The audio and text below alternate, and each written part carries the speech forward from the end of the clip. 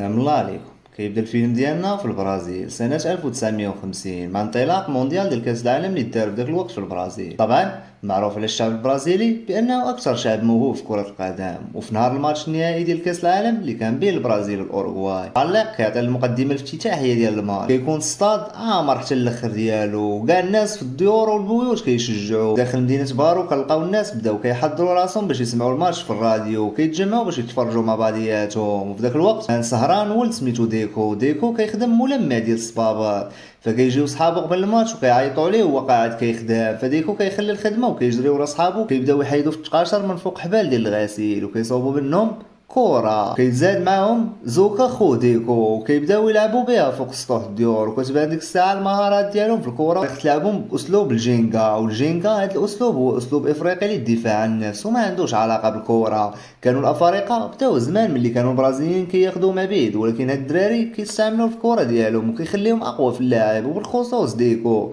ولكن اللعب ديالهم كيسالي بهاد الهضره الخايبه وبداو كيطليو بعضهم بالطنين. فديكو وزوكا كيرجعوا للدار وما مبهدلين. روندينو باهم كيخدم عامل ديال تنظيف المراحيض، وامهم سيليستي كتخدم خدامه عند العائلات الغنيه.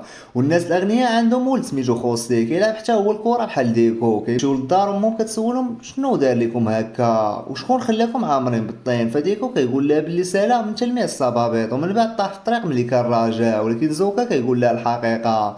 فامهم كتعصب عليهم وكتقول لهم سيروا غسلوا ريوسكم. كيطالبوا منا يشوفوا الماتش، ولكن كتعاقبهم وكتقول لهم ما كاين حتى شي ماتش. كنرجعوا الماتش مره اخرى وكنمشيو للقهوه اللي حدا دار ديكو، كيكونوا فيها زبناء بزاف كيسمعوا الماتش في الراديو، وكيكون معاهم دون دينو بوات ديكو. المعلق كيقول بلي النتيجه 1-1 والناس كاملين قلقانين. وهنا ديكو صحابو كيتفرجوا معاهم بحال ديكو على شنو وقع في الماتش، وكيهضر مع صحابو من فتحه صغيره. وفجاه كتسجل الاوروغواي الهدف ديال الفوز في اخر الوقت، وكتربح كأس العالم ديال سنة 1950 وكتحطم آمال الشعب البرازيلي كامل. وكيبداو صحاب ديكو كيمشيو 1-1، ولكن ديكو كيبقى كيشوف في القهوة من الفتحة وكيشوف باه كيبكي. فديكو حتى هو كيبدا يبكي معاه. وما راجع للدار ديكو كيقول باه بكل ثقة غادي نوعدك غادي نجيب كأس العالم من البرازيل. ولكن هنا دون كيقول ليه اسمع كلامك وركز في الدراسة وخلي عليك الكورة.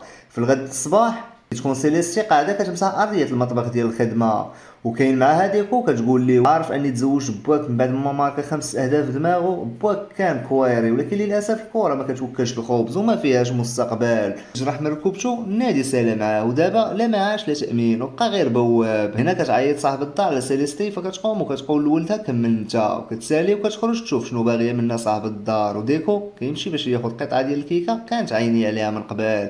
ولكن في ديك اللحظه كيدخل خوسي ولد صاحب الدار ومع صحابو كيكونوا كيلعبوا كره. فديكو كيرجع بسرعه وكيبدا يدير راسو كيمسح. خوسي كيهضر مع صحابو على مكتشف كروي سميتو فلاديمير اللي كيدور وكيكتشف اللعابه وغادي يدير بطوله بين الفرق ديال الكره، واللي غادي يربح غادي يختار لاعبين ويبيعهم من نادي سانتوس البرازيلي. وخوسي وصحابو كيتخيلوا راسهم هما اللي غادي يكتشفوا، كل واحد فيهم كيشوف راسو قريب لاعب معين. بداو كيذكروا الاسماء ديال اللاعبين اللي كيشوفوا راسهم كيشبهوا ليهم. وهنا ديكو كيتدخل بحماس وكيقول حتى انا باغي نمشي يكتشفوني حيت لاعبي كيشبه بولي. هنا الدراري وكيبداو يقولوا ليه ما سميتكش هكا، ولكن من بعد كيتفقوا يسميوه بولي غير باش يضحكوا عليه. خوسي كيشوط الكره في دلو ديال الماء اللي حداه وكيغرقوا. فكتدخل سيليستي وكتقول لخوسي اسمح لي ما غاديش يعاودها. وديكو كيقول لها هو اللي يقوى عليا الماء، ولكن سيليستي كتقول ليه اسكت وكتعاود ولدها وكتمشي. وخوسي كينتش ورقه ديال الاعلان ديال البطوله اللي كانوا كيهضروا عليها وكيخليها معاه. وديكو كيمشي وكيوريها لصحابو وكيقرروا يديروا فريق كره بحال باقي الدراري. كان داروا فريق خماسي ودخلوا البطوله ديال فلاديمير، وكيبداو اول ماتش كيلعبوا حافين ولكن كيربحوا كلشي وكيطلعوا للدور اللي من بعد. والمعلق كيسميهم فريق الحوفات. ومع بدايه الدور الثاني كيديروا قرار يلبسوا فانيلات بحال باقي اللاعبين. واحد من صحابهم كيخيط لهم فانيلات من ملايه السرير ديالهم وكيدخلوا الدور الثاني وكيكملوا وكيربحوا حتى كيوصلوا للنهايه. كيقابلوا فريق الملوك اللي كيقودهم خوسي. كيعطي موعد الماتش النهائي بينهم، وخوسي كيتريق عليهم حيت كيلعبوا بلا صباط. فديكو كيبغي يفرض عليهم يلبسوه ولكن ما عندهمش الفلوس. فواحد صاحبو كيقترح يسرقوا شويه ديال الفول السوداني من عربات النقل، وفعلا كيديروها وكيهربوا. العمال كيجريو وراهم ولكن كينجحوا يهربوا. كيبيعوا الفول في السوق وكيشريو بيه صباط ديال الكره، ولكن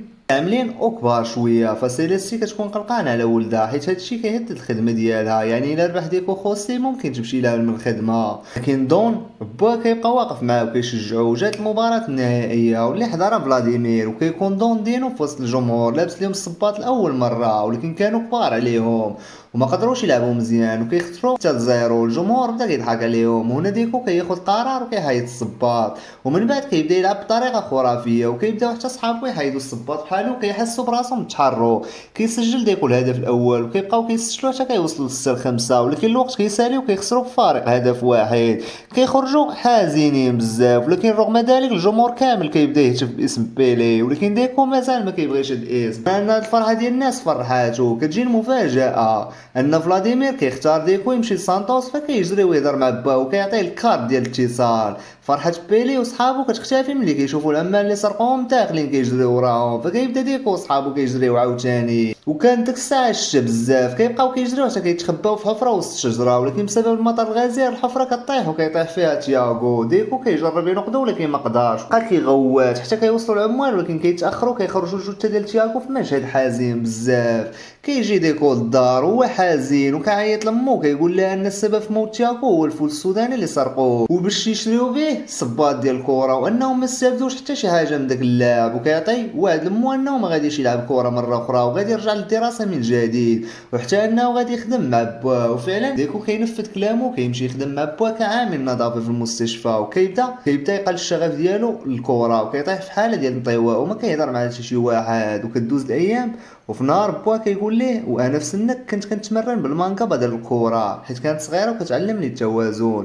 وحيت بوا كان لاعب كره مزيان، فبدا كل نهار من بعد الخدمه كيدربو بالمانكا. حتى في نهار من الايام ديكو كيبدا يتمرن معاه، وفعلا التمرين ديالو بالمانكا كيعلمو بزاف ديال الحوايج. كدوز السنين وديكو كيكبر وكيبقى دائما كيدير التمرين ديال المانكا من بعد الخدمه.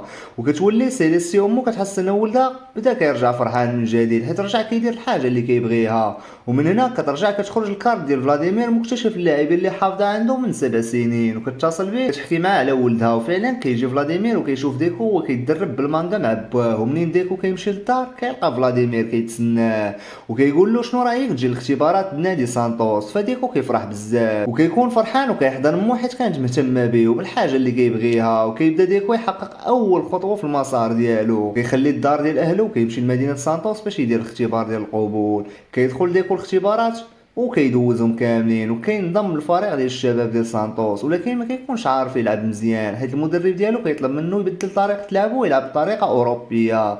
فكيحس ديكو بالاحباط بان مستواه طاح بزاف، وكيقرر ياخذ الشنطه ديالو ويخرج من النادي. فيما ماشي كيشوف فلاديمير كينزل وراه وكيمشي معاه لمحطه القطار، وكيبدا يقلب عليه حتى كيلقاه وكيقول له فلاديمير علاش مشيتي. فكيجاوبو بان المدرب ما عجبوش طريقه لعبه اللي هي طريقه الكينغا. فكيبدا فلاديمير يحكي ليه قصه ظهور الكينغا واللي خرجت في القرن 16. كيقول لنا منتخب البرازيل بسبب هذه المهاره خسر كاس العالم ديال 1950، ومن بعد قرروا يحيدوها ويلعبوا بالطريقه الاوروبيه باش المشكله ما تعاودش ويخسروا مره اخرى بسبب هذا اللاعب. ولكن فلاديمير كيقول له الا كنتي مؤمن انك تقدر تلعب بهذه الطريقه ودير التغيير رجع للملعب، ولكن الا ما كنتيش مؤمن بها وغادي تسمع غير كلام مدربين سير حيت ما غاديش تقدر تلعب معاهم. هذا الكلام كيأثر في ديكو، كيقرر يرجع للملعب ويمارس لعبه اللي متقنو. يبدا ديكو كيتدرب مزيان وكيبدا يوازن بين لعبه وبين الكره الاوروبيه حتى قدر يسجل اول هدف ليه. هنا كيعيط ليه المدرب، فديكو كيظن انه غادي يبدا يغوت عليه حيت باقي كيلعب بطريقته، ولكن كيتفاجئ بالمدرب كيقول له ان عجبو اسلوبه الجديد وانه قادر يدمج بين جوج وكيخلق اسلوب الاخر جديد. وكيقدر ديكو من بعد يسجل 4 اهداف في ماتش واحد،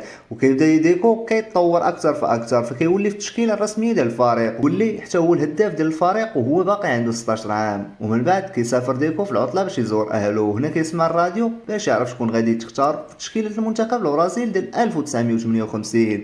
طبعا ديكو ما كانش متوقع انهم يختاروا، ولكن كيتفاجئ ملي كيسمع سميتو وسط التشكيله ديال المنتخب كاصغر لاعب، وكيكون فرحان بزاف وكيسافر باش يحضر الندوه الصحفيه ديال المنتخب تماك.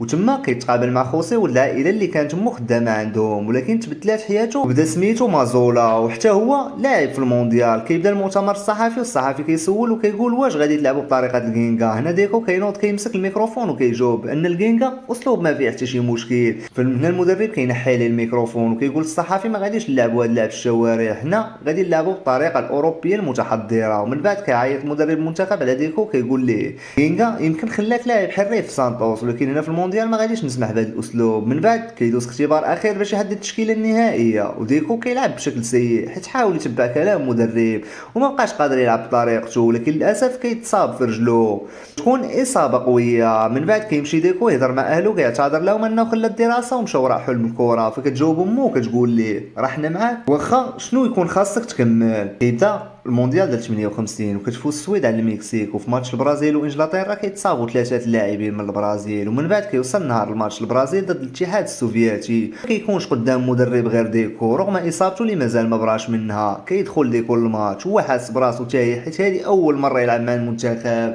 وزيد عليها الاصابه اللي في رجلو. رغم ذلك كينجحوا يربحوا الاتحاد السوفيتي بواحد 0 بصعوبه. يجي الماتش اللي من بعد وكيكون ضد فرنسا، وفي الشوط الاول كيخرجوا خاسرين بواحد 0. بين الشوطين كيقول خوسي لديكو انت الوحيد اللي قادر تربحنا هذا الماتش، امن براسك وبالكينغا ورجع تلعب بطريقتك. كيبدا الشوط الثاني وديكو كيرجع يلعب باسلوبه، وكيقدر يسجل 3 الاهداف للبرازيل وكيربحوا فرنسا 3-1. وكيبقى غير النهائي ضد السويد. كيعيط دوندينو لولدو كيقول له انه شاف الماتش ديال فرنسا وانه كان ممتاز، وان الثقه في النفس هي الاساس دابا، وزيد حاول تخلي صحابك حتى هما يثيقوا في راسهم باش تربحوا البطوله وتلعبوا جماعي.